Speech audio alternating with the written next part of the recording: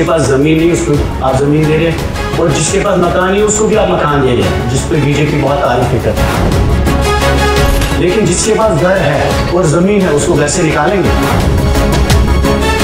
लोगों को अपना हक वो इस हुकूमत की तरफ से मिल जाएगा, उसमें हमें आपकी मदद की जरूरत नहीं होगी। हम काफी है, हम खुद कर लेंगे। बहुत बहुत शुक्रिया। दोस्तों, क्या महबूबा मुफ्ती को एक बार फिर धोखा मिला है? क्या महबूबा मुफ्ती से किया गया वादा पूरा नहीं किया गया, वादा खिलाफी की गई? यह सवाल काफी अहम है। और क्या जम्मू खित्ते के साथ भेदभाव बढ़ता जा रहा है? मेराज मलिक एमएलए जो हैं, उनके पीएसए वाले मामले पर असेंबली में किस तरह का हंगामा बरपा, यह आपको बताएंगे। और जिस बिल के बारे में महबूबा मुफ्ती को उम्मीद थी, महबूबा मुफ्ती को, कि इस बिल को असेंबली में एनसी का सपोर्ट मिलेगा, समर्थन मिलेगा, हिमायत मिलेगी, उस बिल के साथ क्या हुआ? कितने वोट मिले? सीएम उमर ने क्या कहा? क्या धोखा मिल गया? बहुत बड़ा सवाल है। आपको पूरी तफसील से आज बताते हैं कि असेंबली में आज क्या कुछ हुआ। हंगामा बरपा रहा, कोई कुछ कह रहा है, कोई कुछ कह रहा है। महबूबा मुफ्ती ने जिन शर्तों की बुनियाद पर राज्यसभा चुनाव में पीडीपी का वोट एनसी के कैंडिडेट को देने का वादा किया था, क्या वो शर्त पूरी की गई? क्या एनसी ने वो वादा निभाया? ये बहुत बड़ा सवाल है। दरअसल पीडीपी के जमीन के हुकूक के बिल को असेंबली में सरकार का समर्थन यानी सरकार की हिमायत नहीं मिली है।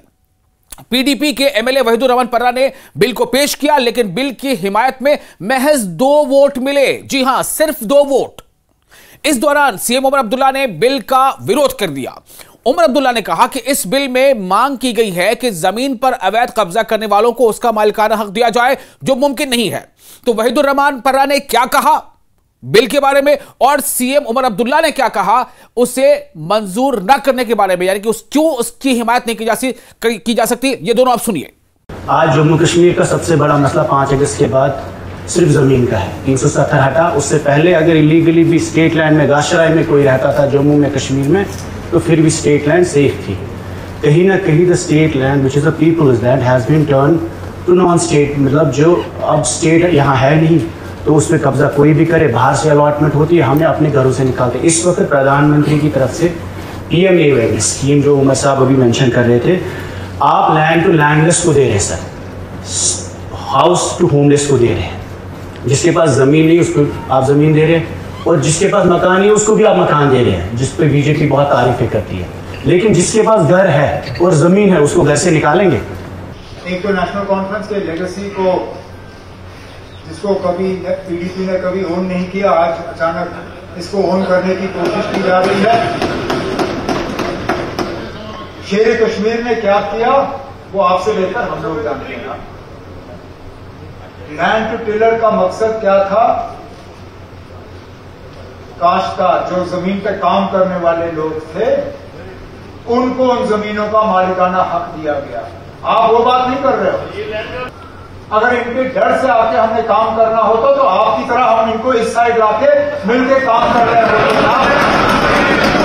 इनका डर सुनिए भाई साहब, अब सियासत आप कर रहे हैं ना। मैंने ये कहा जनाब, आप एक फ्लड गेट खोलोगे। आपने मेरे रिश्तेदारों की बात की, कहा कि मेरे रिश्तेदारों के पास भी बुलडोजर आए। हमने एतराज उसका इसलिए किया क्योंकि मेरे कोई रिश्तेदार जो है गैर कानूनी तौर जमीन पे नहीं बैठे हैं, उनका लीज था, बाज़ाब्ता लीज था। उस लीज को वायलेट हमने नहीं किया, लेकिन चलिए सियासत के बुनियाद पर उनको लाके बुलडोजर वहां चला दिया गया।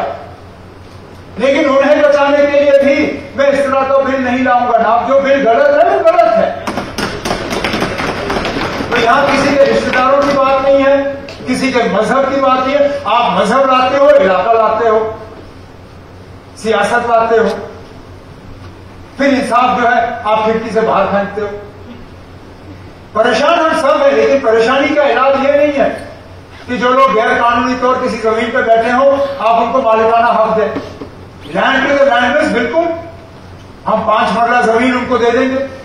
जिनके पास घर नहीं है हम दे देंगे, लेकिन उसको फिर आप इस चीज के साथ जोड़ दें कि गैर कानूनी तौर जो जमीन पे बैठा हो, जिसने बड़ी बड़ी इमारत बनाई हो, जो जमीन खरीद सकता था लेकिन उसने जमीन खरीदी नहीं, उसको मैं मुफ्त जमीन दे दूं, वो तो कम से कम हम नहीं करेंगे।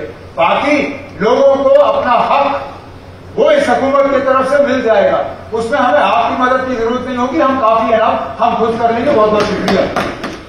तो सुना आपने, सीएम उमर ने कहा कि हुकूमत जो ऐसे लोग हैं जिनके पास जमीनें नहीं है उनको जमीन मुहैया करा रही है। सीएम ने पन्ना को बिल वापस लेने के लिए भी कहा, लेकिन वहीदुर रहमान पन्ना ने बिल को वापस नहीं लिया।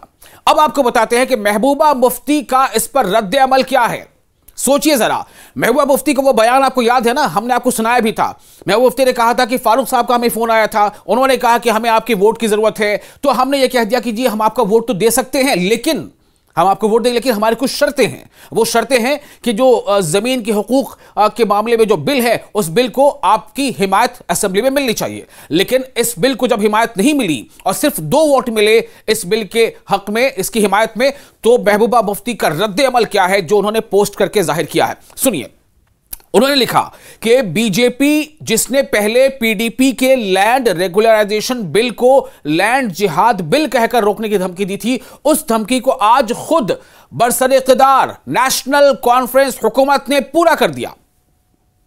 वजीर आला ने यानी मुख्यमंत्री ने पहले भरोसा दिया था कि पीडीपी की किसी भी जनहितकारी यानी अवामी हक के पहल को रोका नहीं जाएगा, लेकिन एक बार फिर उन्होंने अपने वादे से मुकरकर यू टर्न ले लिया है।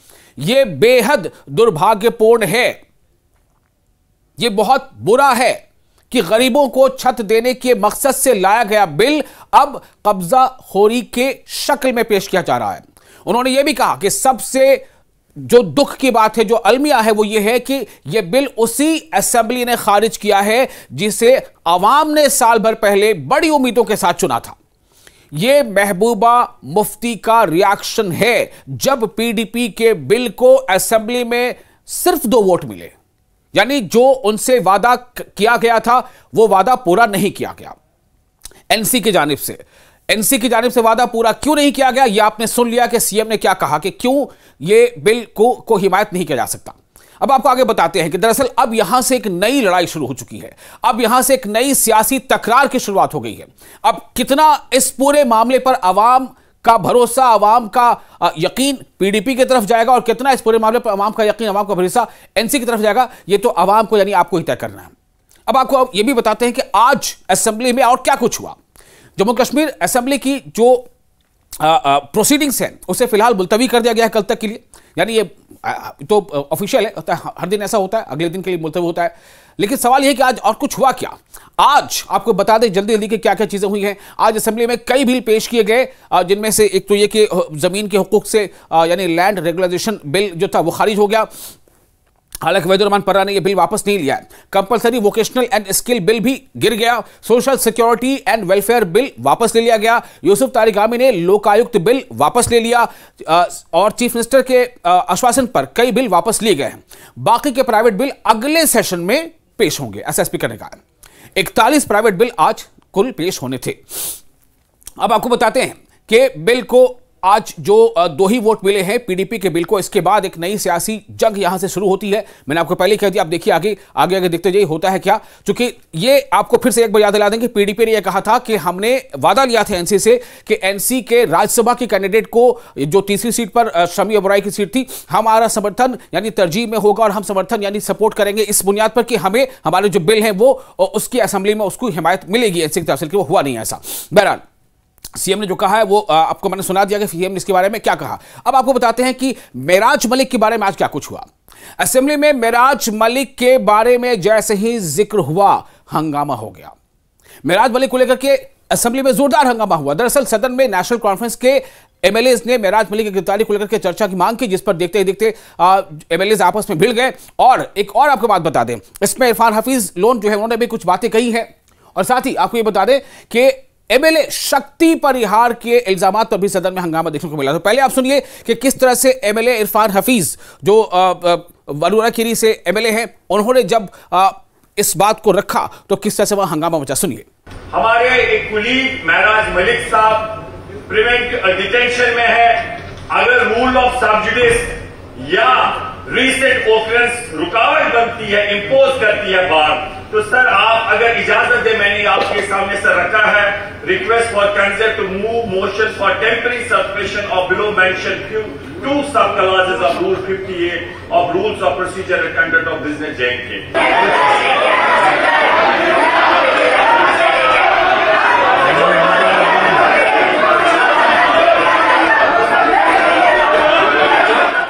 तो आपने सुना इरफान हफीज को। अब आगे बढ़ते हैं। आपने असेंबली का हाल भी देखा। एक और अहम बात यहां पर यह हो गई कि जो एक एमएलए है, उनका नाम है शक्ति परिहार, उनका यह इल्जाम था कि असेंबली में हंगामा देखने को मिला उनके इल्जाम पर, जिसमें उन्होंने सरकार पर, हुकूमत पर जम्मू डिवीजन से भेदभाव यानी इम्तियाजी सलूक का आरोप लगाया था, इल्जाम लगाया था, जिस पर मंत्री यानी वजीर सेहत और वजीर तालीम जो है सकीना इत्तू, उन्होंने जवाब दिया कि जम्मू से कहीं भी कोई इम्तियाजी सलूक रवा नहीं रखा जा रहा है, कोई ऐसी बात नहीं है। यानी सकीना इत्तू ने इस इल्जाम का पूरी तरह से जो है इसकी मुखालफत की और बताया कि ये जो इल्जाम है ये पूरी तरह से बेबुनियाद है। जिसके पास जमीन नहीं उसको आप जमीन दे रहे हैं, और जिसके पास मकान नहीं उसको भी आप मकान दे रहे हैं, जिस पर बीजेपी बहुत तारीफ करती है। लेकिन जिसके पास घर है और जमीन है उसको घर से निकालेंगे। लोगों को अपना हक वो इस हुकूमत की तरफ से मिल जाएगा, उसमें हमें आपकी मदद की जरूरत नहीं होगी, हम काफी है, हम खुद कर लेंगे। बहुत बहुत शुक्रिया।